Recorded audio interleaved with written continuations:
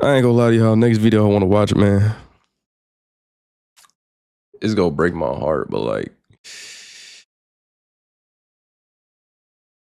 it's this is can one play run an entire offseason? It's talking about the Bears.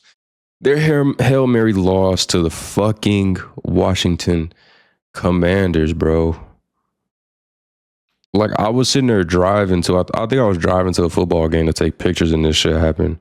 And it was like, dog, this shit can't be real.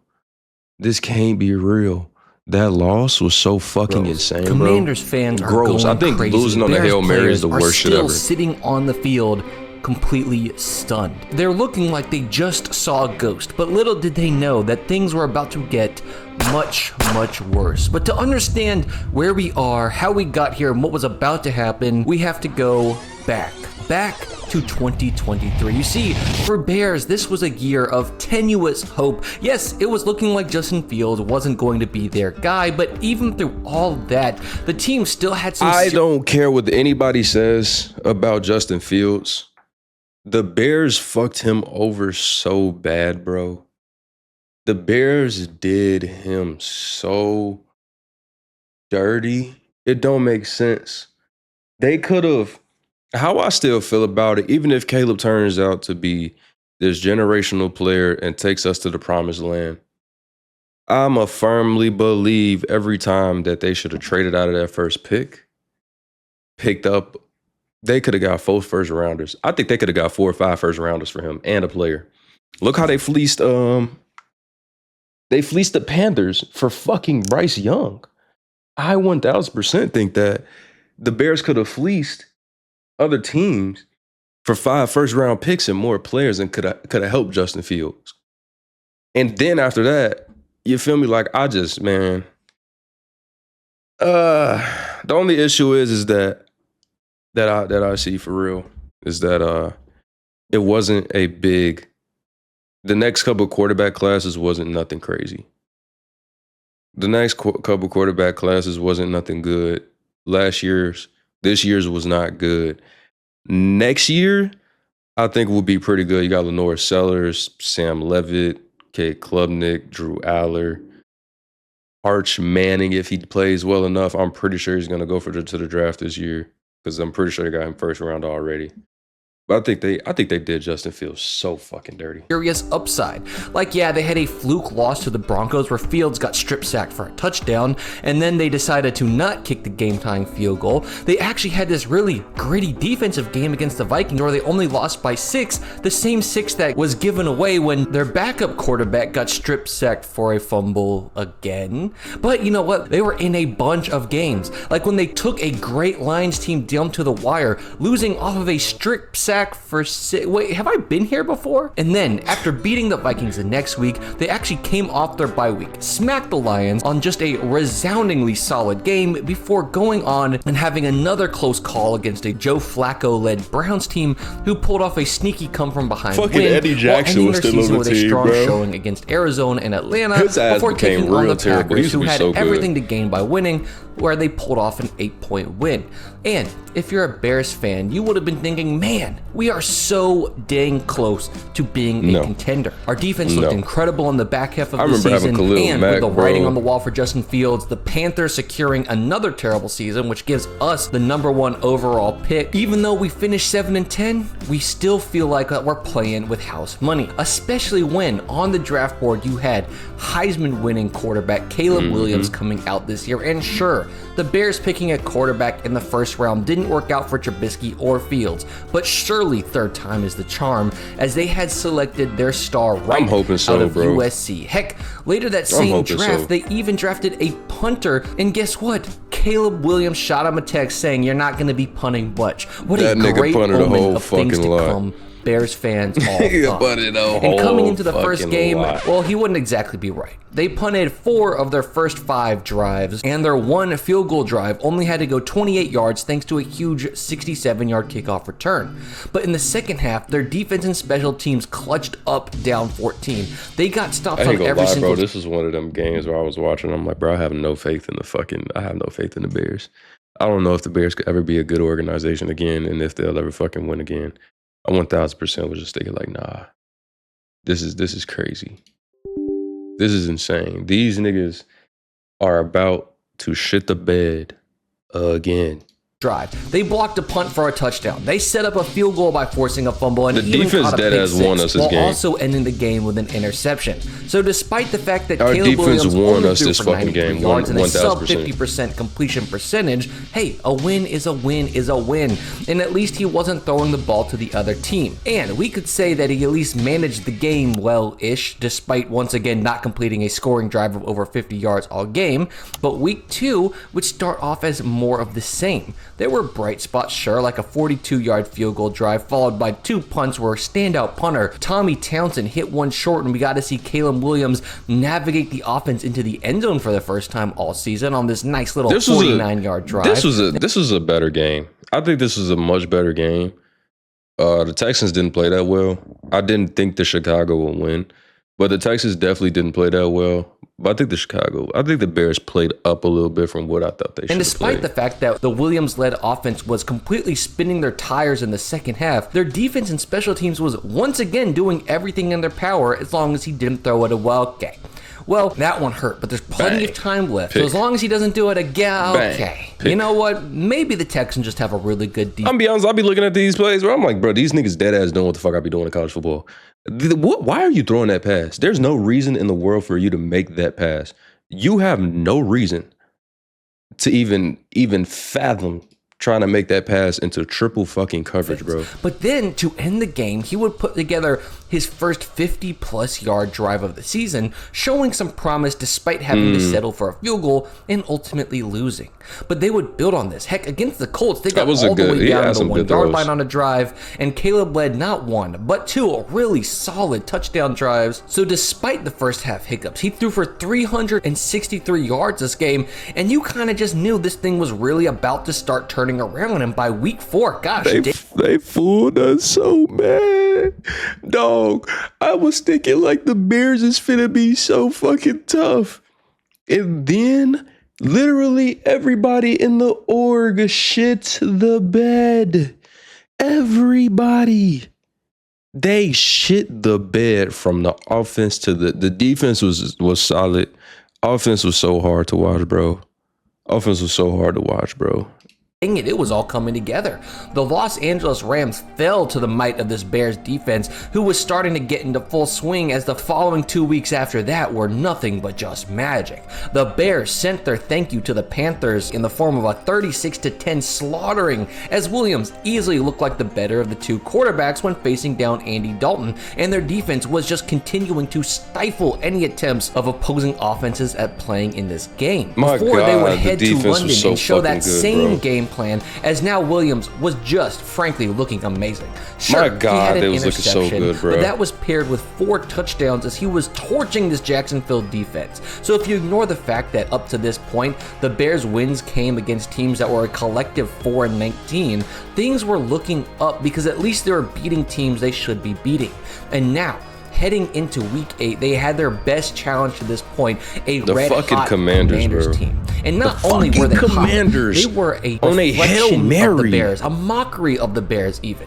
I mean, this was a team who was in the gutter last year. They also brought in what many thought was a slightly worse quarterback between the two, despite also winning the Heisman, and all of a sudden, everybody's hyping them up. I mean, they had a worse loss to the Buccaneers. They barely beat a struggling Giants team. They beat Cincinnati by 5, while sure, Daniels played an almost perfect game, throwing only 2 incompletions and averaging 11 yards per pass attempt, which is a little bit insane. Damn, that's a beautiful ball. And then, yeah, they also smacked the Cardinals and the Browns before taking another loss to the Ravens, where even there, Daniels still really hadn't had a bad game, and I'm not jealous, you're jealous. But the Bears defense could shut down anyone, and I ain't gonna lie, y'all. Dick, I was salty as hell. Well, I was so fucking salty watching the shit that Jaden Daniels was doing while Caleb fucking Williams was struggling and fighting for his fucking life, bro. I was so jealous. I'm like, dog, we got the worst. Why didn't we get Jaden Daniels, bro? Jaden Daniels looks so fucking good. He looked like he's been here and he's done this. It sucked so bad when Jaden Daniels was shitting on every team that he played against, bro. Show the world why you shouldn't sleep on the Chicago Bears just because they weren't as fun to watch as the Commanders or didn't have as good of an offense did not mean they were a better team. And when the game opened up, everything was going according to that plan. The Bears offense was doing all while Tory Taylor, their punter, was proving how much of a weapon he could be by putting on a field position clinic. That's all this nigga Tory Taylor. And on the flip hey man, side, I ain't gonna lie to you, bro. My brother was at Iowa, dog. I'm gonna just say, bro, Tory Taylor is one of the greatest punters I've ever seen. College football wise, the best I've ever seen. And then he comes into the league and this nigga has a fucking leg like I've never seen before. He's going to be a Hall of Fame punter. I thoroughly think this nigga is going to go to the Hall of Fame because he's just an insane fucking punter. One of the best I've ever fucking seen. It's disgusting how good he is. Were able to hold that explosive Commanders offense to a handful of field goals, showing that even at their most offensively inept, they were still within striking distance at halftime. And the second half punt-off was looking to say the exact same thing. Sure, the Commanders got another one-off field goal, but it still kept it a two-score game. And the Bears knew that if they bided their time, bro, something would eventually open up, and would you believe it? When you least expected, Caleb Williams hands the ball off to Swift, who finds some great blocking and a 56-yard touchdown for the most explosive play of this game. And it wouldn't end there. The Commanders now were floundering. They would drive and miss a field goal to prevent a touchdown from bringing the Bears ahead. And although they were forced to punt, they would rely on that punt to set them up in great field position as Tory Taylor pinned them at the 9-yard line. After a 42-yard drive, that would be enough to force another punt instead of settling for a field goal. And now the Bears would really do it. The drive was slow and methodical, but slowly and surely, without all the glitz and the glam. I thought, bro, we were fucking 4-2, bro. We were 4-2. All we had to do was lock the fuck in on a Hail Mary, and I feel like our momentum would have carried us so fucking far. I know we weren't getting past the first round of the playoffs, dog, but it would have felt so good to at least go to the playoffs. It would have felt so good to just get there, but we couldn't even get there, bro. To get down into the red zone, and all of a sudden we're on the 1-yard line, a 3rd and goal where the ball gets fumbled. Commander's ball. Okay, now that was a fluke, but the Bears defense once again holds on strong. So after another incredibly clutch punt, this time by Tress Way, it sets the Bears up just inside their 40, where now they would not be stopped. They make the long, tedious drive again like it's nothing, which is just the most Midwestern thing to do. But this time, they hold on to the ball as it plunges into the end zone. I thought Bears we had this game. And they don't just score, but the icing on the cake is Caleb gets the 2-point conversion to ice the chance of some late goal from the kicker. But bad things for the Commanders kept stacking. Eckler tries to return the kick from out of the end zone and only gets back to the 24, effectively wasting 6 seconds and losing 6 yards from where if he just let the ball go. And from there, another... Wait, the ball goes to the fucking 30? And then, oh yeah, they did do that shit. That's fucking gay. I think the ball should never go past. Another pass would go incomplete, wasting 7 more seconds before finding Ertz for 11 yards and using their last time out, before finding McLaurin at the 48-yard line with only effectively 1 play left in the game. And from the 48, we are well out of field goal range and almost out of Hail Mary range, since you want it to be... Fuck this nigga. Fuck Matt Eberflus. You know what? I'm gonna be honest with you. Fuck every quarterback. I mean, fuck every coach that Chicago has ever had since what is his name? What is the black quarterback? Hold on, let me find his name real quick. Lovie Smith. I think it was Lovie Smith. Lovie Smith. Yes. Fuck every quarterback. I mean, I keep saying quarterback. Fuck every coach that's ever come across this fucking team except for fucking Lovie Smith, bro. All these coaches sucked. All our GMs sucked. They sucked. They fucking sucked. Everybody fucking sucked, bro. Like, y'all don't know how heartbreaking it is. Okay, the Browns, y'all been trash forever, bro. The Bears went to a fucking Super Bowl fucking in 2007, 2005. Bro, ever since then, it's just been like, we've been fucking spit on. It fucking sucks because then we'll go fucking 12-3, and then we'll go 12-4, 12-5, whatever the fuck it is. We'll get to the playoffs and we get our ass smacked. Then the fucking double doink. It's hard out here, bro. It's hard being a Chicago fan, bro. High arcing pass, especially being a Bulls fan too. We're near zero, and the Bears knew it, and we're soaking it in a little too much, actually. In fact, one Bears fucking Tyreek Stevenson, bro. You dumb player was motherfucker. even down in the end zone celebrating as the play was happening. You dumb motherfucker. This is shit is the Bear line secondhand embarrassment, him, bro. But eventually he just secondhand embarrassment, and bro. It was coming down short. The crowd was forming around the 2-yard line. Secondhand even embarrassment. If this was complete, it still doesn't turn into a touchdown. That is, until a Bears defender does the unspeakable crime in Hail Mary situations and tips the ball up. Now, he went for a fucking pick. Swat the ball down. I understand if you swat the ball down and there's somebody right there and they right there to catch that bitch and run it in. But y'all let this nigga tip the fucking ball. For those who don't know what... And it was fucking Tyreek Stevenson that tipped the fucking ball. You're taunting and you're the reason that we fucking lost. The Hail Mary meta is, despite that one fluke Steelers play where the ball gets spiked into an offensive player who ran it in to win the game, the go-to method that everybody teaches for end of games is get in front and spike the ball down. This is to prevent exactly what was about to happen, which is that the ball bounces backwards into the loving and waiting embrace of Noah Brown. And we're now back to the beginning of the video. Fans are going crazy. Bears players are not just in dismay because they lost, but because of who they lost to and how they lost. And while you think this might just be a bad game, it was actually the beginning of the end. From here, the Bears defense would collapse. The Cardinals completely ran the ball down their throat. The Patriots didn't do much on offense, but wouldn't have to. This was one of the most boring, fucking, dumbass, fucking, terrible fucking games I've ever fucking seen before. It was fucking terrible. It was fucking terrible. The Bears fucking suck. The Bears suck. And I don't know if they'll ever be good again. Real shit. I got so much hope for next year simply because we had a really good draft.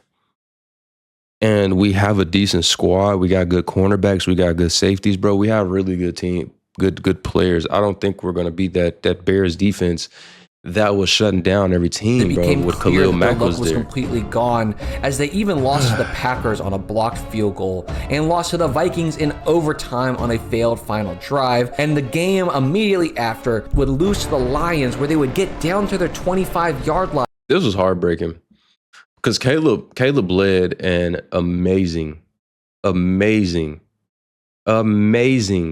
drive, and then fuck ass Matt Eberflus, dickhead, dumb motherfucker, the dumbest motherfucker, terrible time management, just the goofiest motherfucker I've ever fucking come across.